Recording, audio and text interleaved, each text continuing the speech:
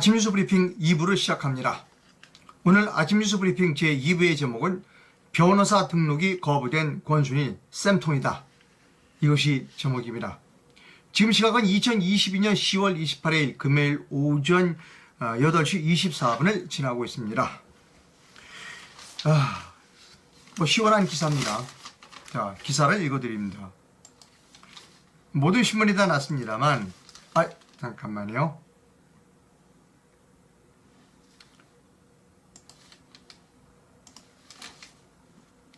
자,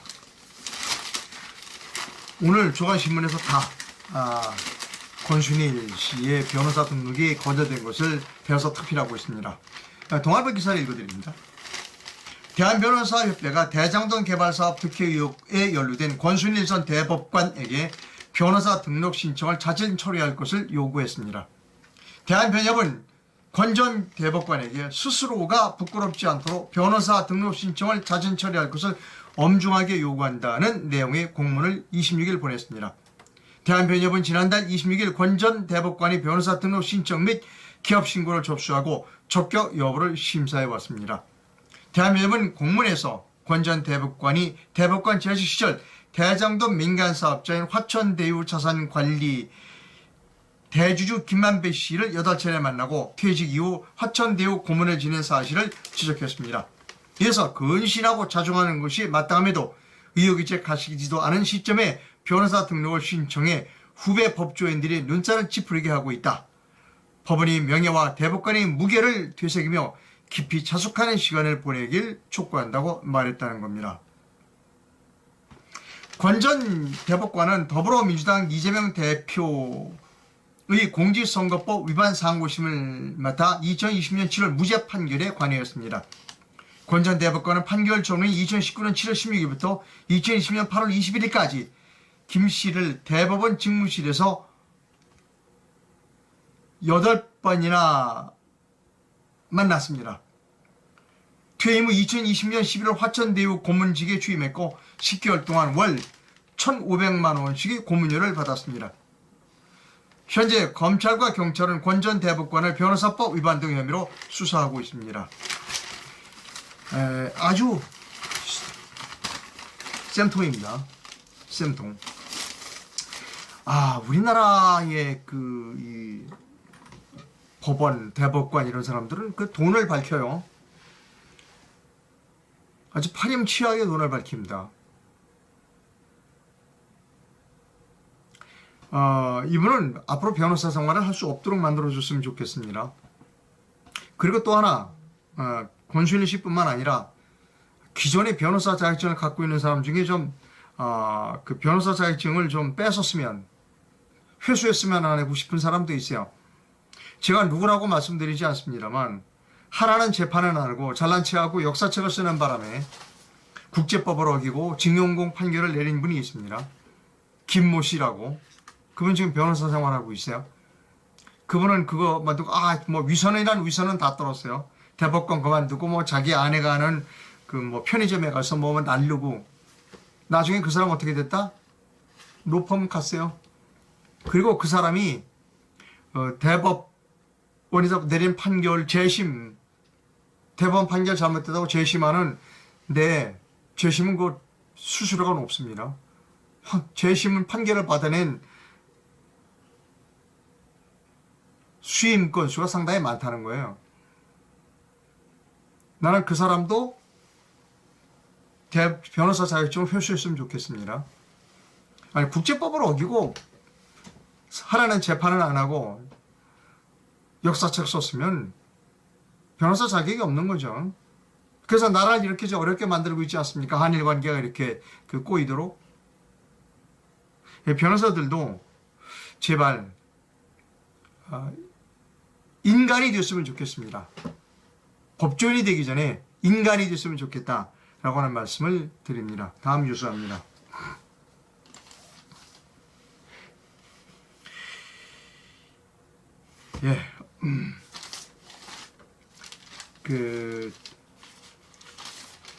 며칠 전에 주한 중국 대사가 아주 망발을 했어요. 무슨 얘기를 하는가 하면 한국 언론이 근거 없이 중국을 음해하고 있다. 그래서 양국 관계가 나빠진다라고 했어요.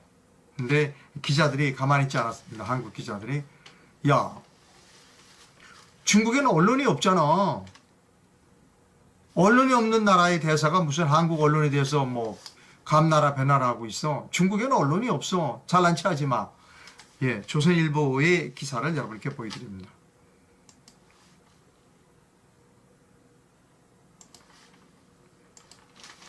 만물상이라고 하는 코너에서요. 중국 대학에서는 강의할 때 절대로 언급해서는 안 되는 7가지 7불 강의이다. 그중 하나가 언론의 자유다. 중국 언론은 신문 원고량과 방송 리포트 길이까지 공산당 지침에 따라야 한다. 시진핑 주석보다 다른 지도자의 기사가 길어서는 안 된다. 성중계도 허용되지 않는다.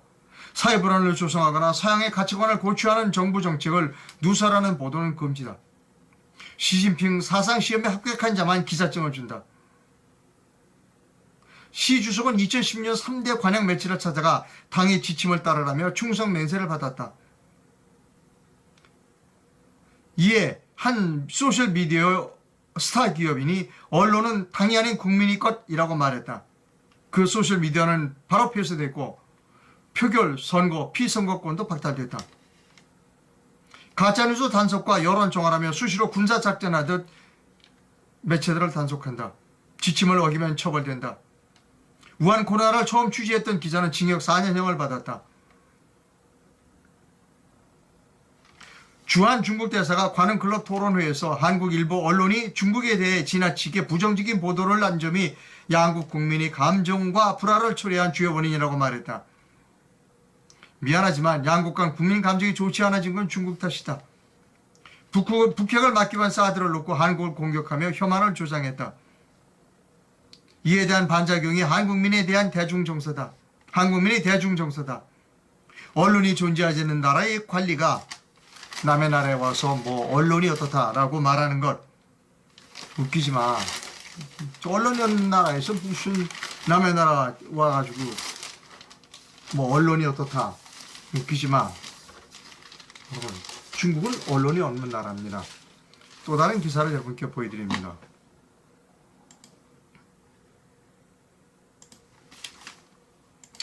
예, 역시 조선일보입니다. 중국 당국이 시진핑 국가주석의 당 총서기직 상연임을 계기로 대외 선전 및 세계 여론 공작을 더욱 강화할 것으로 전망됩니다. 중국 선전 당국은 시 주석이 상연임을 확정한 20차 당대회에 앞서 관영 매체들에게 핵심에 대한 보도, 반미 보도를 강화하라. 미국 반미 보도하라는 겁니다. 라고 지시했습니다. 시 주석 장기 집권을 정당하기 위해 중국 정치체제, 경제 시스템의 우월성을 강조하고 미국 깎아내리기가 더 심해질 것으로 보입니다. 뭐 기사를 읽지 않아도 안 봐도 비비합니다. 며칠 전에 중국 인민일보가 돈을 가지고 한국에 왔습니다.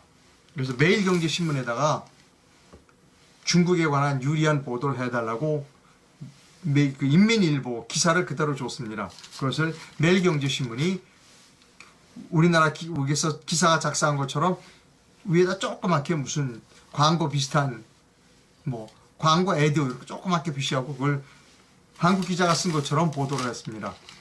그런 일이 자주 있었습니다. 중화일보에서도 몇 번 그런 일이 있었습니다.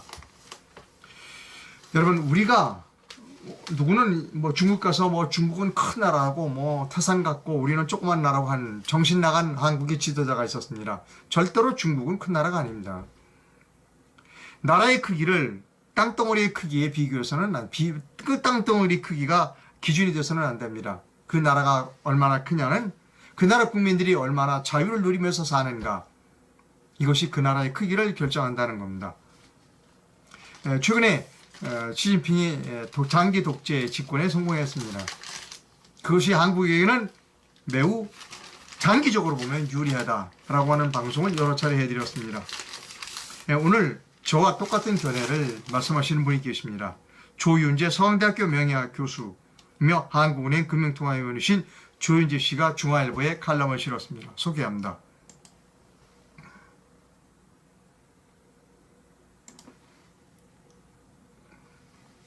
시진핑의 산연임과 한국 경제라는 건데요. 좀 길어서 제가 핵심 마지막 부분만 소개합니다. 중국은 절대 선진국이 못 된다는 겁니다. 왜냐하면 독재를 펴고 그리고 통제를 하면 자본이 들어오지 않는다는 겁니다. 즉, 이 선진국, 중진국 감정을 벗어날 수 없다는 겁니다. 중국은 시진핑 3년임 장기 독재 체제에서 그 선진국 감정을, 중진국 감정을 뛰어넘을 수 없다는 겁니다. 그러면 한국은 그걸 이용하자는 겁니다. 만약 거대 중국이 잠자지 않고 1960년대 초부터 덩사핑의 개혁을 시작했다면 한국이 오늘날처럼 제조국가로 성공할 수 없었어. 왜? 중국이 제조국가로 먼저 자리를 잡으면, 근데 다행스럽게도 중국은 문화혁명하고 이런 바보 같은 짓을 해서 한국이 제조업의 강국이 됐다는 겁니다. 또, 자, 이제 마찬가지로 시진핑 지도하에 중국은 사회주의직 지배체제를 강화하면서 중진국의 함정에서 벗어날 수 없을 거다. 이때 한국은 무엇을 해야 되느냐? 지금 한국은 디자인, 영상예술, K컬처, 웹툰, AI, 디지털 등 소프트웨어 파워에 기반한 경제로 이행해 나가야 한다. 중국이라는 큰 시장이 계속 확대되어 나가는 것이 한국과 세계 경제를 위해 좋지만, 그러나 지금의 지정학적 상황에서 한국이 가지는 소프트웨어 시장 선점 기회를 크게 활용해야 된다. 왜? 중국은 소프트웨어라는 것은, 공산주의는 소프트웨어를 가질 수가 없어요. 문화를 가질 수가 없습니다. 제가 좋은 얘기 해드릴까요? 이제 모 대통령이 집권하고 연극을 하잖아요, 연극. 근데 이제 공산당 간부가 연극을 딱 검열을 하는 겁니다. 근데 딱 끝나고 난데 연극의 감독을 불러갖고 그랬다는 거예요. 아니, 이 연극에 왜 총이 안 나오느냐? 혁명할 때 쓰는 총이. 그래서 수청했다는 겁니다. 그게 공산주의입니다, 여러분. 대한민국은 민주주의 국가입니다. 대한민국은 엄청난 언론의 자유를 누리고 있습니다. 언론의 자유를 너무나 누리고 있는 게 문제입니다. 너도나도 거짓도 언론의 자유다라고 생각하는 사람들이 많은 게 문제입니다. 그러나 그런 것도 우리가 허용할 줄 아는 그런 포용성을 가지고 있는 대단한 나라가 대한민국입니다.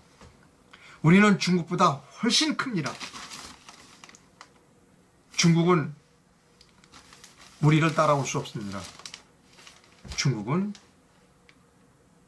대한민국을 죽었다 깨나도 따라올 수 없습니다. 버스는 떠났습니다.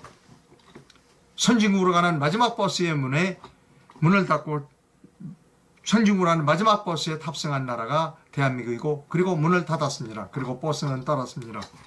중국은 스스로 선진국행 버스를 타기를 거부했습니다.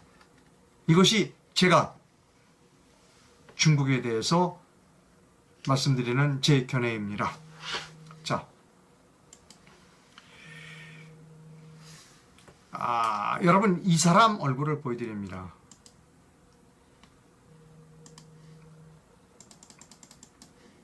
중국 사람입니다. 이분은 천주우라고 하는 분입니다. 미국 예일 대학교 교수일 겁니다. 예일 대학일 겁니다. 예. 프리스턴 대학인가 예일 대학, 제가 좀 정확지 않습니다. 근데 세계적인 경제학자입니다. 이분이 중국인이지만 중국 정부를 대단히 비난하는 분입니다. 중국은 까불지 마. 미국에 대들지 마. 그리고 미국과 친하게 지내. 그러면 세계 평화가 오고 중국인들이 부자가 될 거야. 이분이 쓴 책의 유명한 책이 이런 책이 있습니다.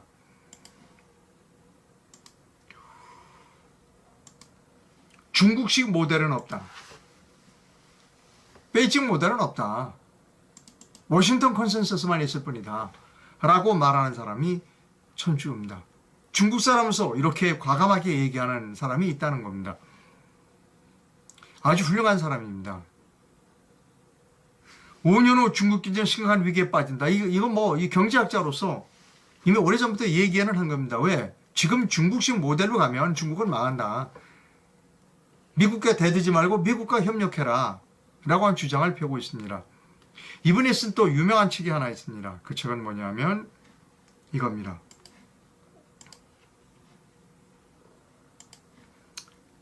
제가 이상로의 매일 책 한 권에서 소개해드린 책입니다. 자본의 전략이라는 책이 있습니다. 아주 잘 쓴 책입니다.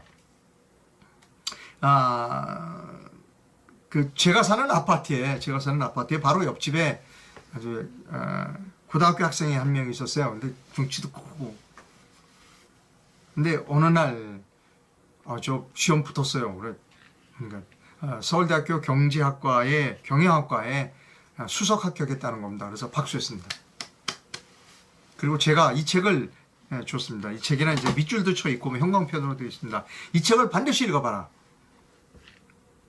여러분 이상로 카메라 출동 채널에 보면 매일 책 한 권을 소개한 옛날 좀 오래됐습니다.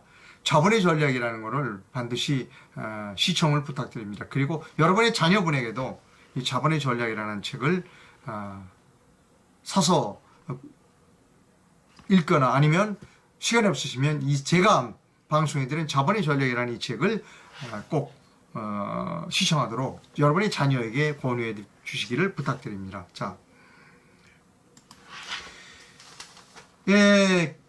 경제 이야기 하겠습니다. 어제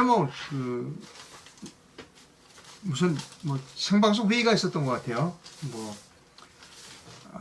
무슨 경제 회의가 있었는데 11차 비상경제 민생회의를 생방송으로 중계한 것 같은데 여기서 15억이 넘는 아파트도 주택담보가 가능하다라고 하는 안이 발표가 됐다고 합니다. 예. 그래서 이제 요즘 웬만하면 15억 거의 다 넘어가니까 서울 시내 무슨 강남이나 목동이나 이런데 그래서 이제 부동산을 활성화시키겠다라고 하는 발표가 어제 있었다고 합니다. 저는 이 기사를 다 여러분께 읽어드리진 않습니다. 왜냐하면 저는 주택금리에 대하여 제가 가지고 있는 견해가 있습니다. 그 견해를 말씀드리기 전에 제가 어떤 사람이다, 이상로 기자가 어떤 사람인가라고 하는 것을 먼저 여러분께 소개해드릴 필요가 있습니다. 예, 제가 쓴 세 권의 책입니다. 예, 고품격 부동산론이라고 하는 책, 이거 제가 쓴 겁니다.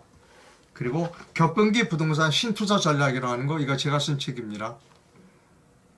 그리고 2016년도에 쓴 책,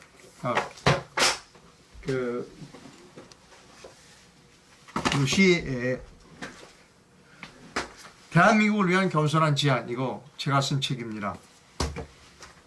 저는 경제학 공부를 했고 그리고 특히 도시와 부동산 공부를 많이 했습니다. 어제도 말씀드렸듯이 이 책을 출판한 매경제신문사에서 출판해 줬는데 매경제신문사 출판부 대표께서 제 원고를 보고 그 책은 품격이 달라, 부동산 책하고. 그래서 고품격 부동산론이라고 해. 그래서 제목이 고품격 부동산론이 된 겁니다. 자, 제가 왜 이런 말씀을 드리느냐. 주택담보대출과 관련해서 제가 여러 책, 제 이 책, 이런 책에서 다 여러 차례 기회가 있을 때마다 주택담보대출을 지금 같은 방법에서 좀 바꾸자라고 하는 제 아이디어를 여러 번 말씀드린 게 있습니다. 그것을 여러분 다시 한번 보여드립니다.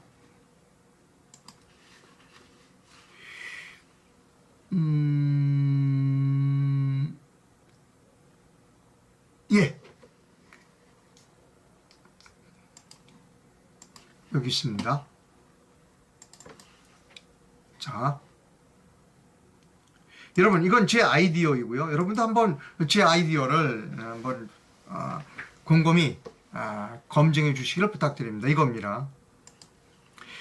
바람직한 주택금리 체계입니다. 15억 아파트의 경우입니다. 지금은 예를 들어서 LTV, DTI로 해서 그 중에 40%, 50%까지밖에는 안 해줍니다. 그리고 금리를 일률적으로 예를 들어 15억 아파트의 경우에 50%만 7억 정도밖에 안 해주면서 금리를 4%, 3% 이렇게 딱 일괄적으로 금리를 책정합니다. 저는 이것이 올바르지 않다는 겁니다. 그래서 제 주장은 뭐냐면, 제 아이디어는 10억 아파트를 15억을 다 대출해 줄 수도 있다는 겁니다. 15억을 다 대출해 줄 수도 있다라고 하는 게 제 생각입니다. 어떻게 하느냐 이렇게 하는 겁니다. 5억 미만의 대출 받으면 이자율을 지금이 3% 4%가 아니라 5억 미만, 그러니까 1구간, 5억 미만 구간에는 1% 이자율을 하는 겁니다. 그래서 6억을 빌리는 사람은 5억까지 1%를 내고 6억이나 8억을 빌리면 나머지 초과되는 부분에 한해서는 3%의 이자율을 내는 겁니다. 다시 말씀드리면 청편일률적으로 5억을 빌리는데 무조건 4%가 아니라는 겁니다. 5억만 빌리면 5억에 빌리는 구간에 대해서 1% 이자를 내라. 5억이 초과되는 6억에서 8억까지는 그 초과되는 부분에 대해서는 3% 이자를 내는 겁니다. 그 다음에 10억 미만일 경우에는 7% 이자를 낸다는 겁니다. 그 구간 10억 이상으로 가는 부분에 대해서는 20에서 아니면 예를 들어 100%나 200%그 초과되는 부분에 한해서 이자를 내라는 겁니다. 이자율을 매기자는. 그렇게 되면 어떤 효과가 있는가 하면 내가 소득이 충분해. 내가 빚을 갚을 능력이 있어. 그러면 사는 겁니다. 그리고 빨리 빚을 갚습니다. 왜? 비싼 이자부터 갚아나가기 시작하는 겁니다. 그렇게 되면 리스크를 관리할 수 있다는 겁니다. 그것이 제가 일관되게 오래전부터 주장해온 주택, 금융, 이자 정책이 그 금리 체계입니다. 제가 오래전부터 그것을 주장해 왔습니다.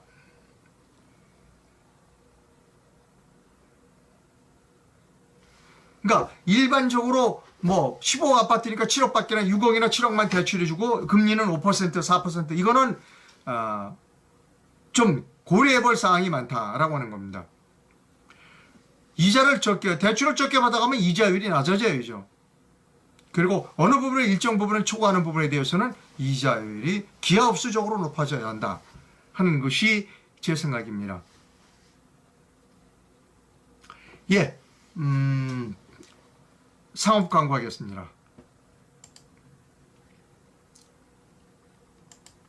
잠도깨 수면 매트에서 어싱 패드를 출시했습니다. 그 어싱 패드는 몸에 있는 정전기를 이렇게 땅으로 뺍니다. 그래서 어싱 전에는 1.053V였는데 어싱 패드에 몸이 닿으면 그 순간 0.005%로 몸속에 있는 정전기가 모두 빠진다라고 하는 겁니다. 잠도깨비 숙면 매트에 편지를 보내주신 분이 있습니다. 그 편지를 여러분께 소개해드립니다. 매트 벽에 안대, 방석 사용 2개월 반이 됐습니다. 허리가 아파서 의자에 오래 있지 못한 저는 60대 후반입니다. 남들이 다 요양사 자격증을 따놔야 한다기에 일단 신청을 했지만 오래 앉아 있을 수 없는 허리병이 있어 몇 번이나 출석할 수 있을까 매우 걱정을 하던 차에 잠도깨비를 쓴다는 지인 추천으로 믿고 구매했습니다. 며칠 자고 나니 뻣뻣했던 허리가 부드러워지고 또 나날이 허리 통증도 약해지면서 몸도 가볍고 피곤함이 없으니 이 어찌 남들에게 자랑하지 않을 수 있겠습니까? 몇 년 동안 허리 통증이 좋아진다는 건 다 해봤지만 물리치료쯤, 한약, 양약, 의료기 등등 다 고생만 하고 돈만 날렸습니다. 하지만 잠도깨비는 달랐습니다.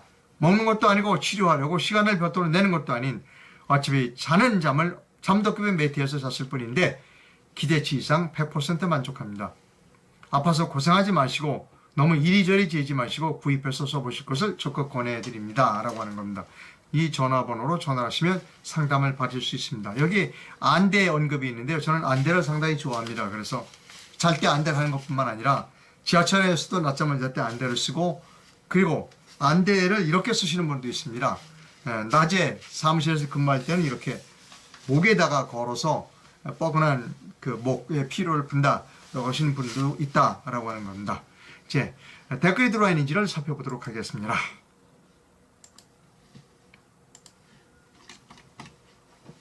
예, 50억 클럭 수사해야죠. 예, 50억 클럭 수사입니다. 그 박영수 특검에 대해서는 왜 수사가 안 이루어지는지 그건 맞아요. 그 윤석열 대통령이 박영수 특검이 박영수 씨가 검사했을 때 직속부하였습니다. 아마 박영수를 수사해서 구속시키는 어려울 겁니다. 그럼에도 불구하고 해야 한다는 것이 제 주장입니다.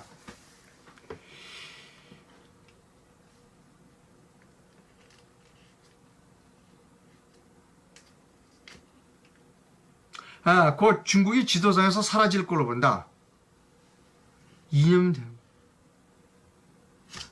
이념이 없는 대한민국 국민이 하나로서 느낀다. 그래서 이건 뭐 중국이 사라지는 건지 대한민국이 사라지는 건지 조금 제가 파악하기 힘드네요.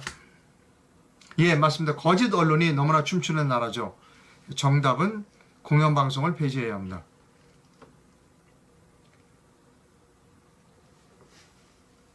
이 방송을 좀 더 많은 사람이 봐야 되는데 참 한심합니다. 예, 좋아요, 구독 많이 눌러주시길 부탁드립니다.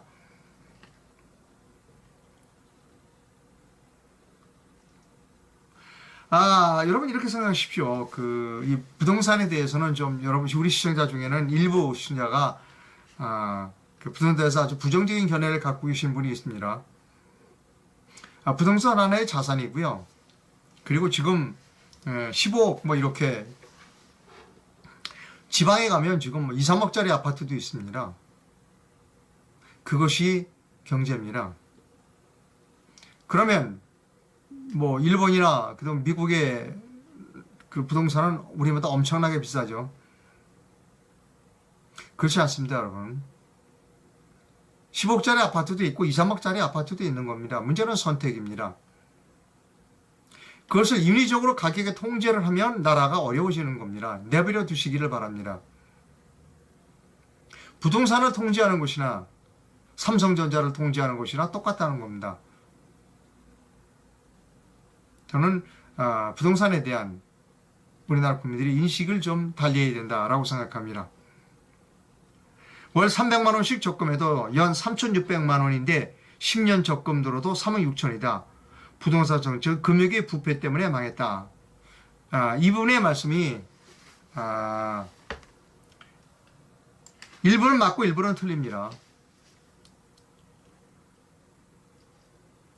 300만 원씩 적금을 들어서 10년 적금을 들어서 3억 6천이다. 맞지만요. 그런 식으로 하면 안 됩니다. 그래서 제가 아까 자본의 전략이라는 책을 여러분께 읽어보도록 권유드린 게 자본을 이해하지 못하기 때문에 우리가 학교에서 자본이 무엇인지에 대한 교육을 시키지 않았기 때문에 이렇게 말씀하시는 겁니다. 그분에게는 다시 한번 말씀드립니다. 이 책을 꼭 읽어보시기를 권유드립니다. 자본의 전략. 이 책을 꼭 읽어봐 주시기를 권유드립니다. 이 책을 읽기가 좀 부담되시면 제 그 채널에 자본의 전략 책을 3부가 4부까지 제가 방송해드린 일이 있습니다. 근데 여러분 자본을 이해하지 못하면 자본주의 사회에서 살기가 어렵습니다. 그리고 자본을 이해해야 합니다. 부동산은 인프라입니다. 부동산 인프라를 민간인들이 들어와서 인프라를 구축하는 겁니다. 부동산 인프라를 민간인이 구축해 주지 못하면 그건 공산국가입니다. 모두 세금을 걷어서 북한처럼 세금을 걷어서 집도 만들고 도로도 만들어야 되는 겁니다. 예, 여러분. 예, 여러분께 후원을 부탁드립니다. 국내에서 후원해 주실 분은 기업은행 계좌를 이용해 주시면 됩니다. 그리고 해외에서 후원해 주실 분은 페이팔 계좌를 이용해 주시면 됩니다. 후원이 필요하다 하는 것을 여러분께 말씀드립니다. 예, 시간이 됐고요. 또 내일 또 방송을 해드리도록 그렇게 하겠습니다. 네, 좋은 하루 되시기 바랍니다.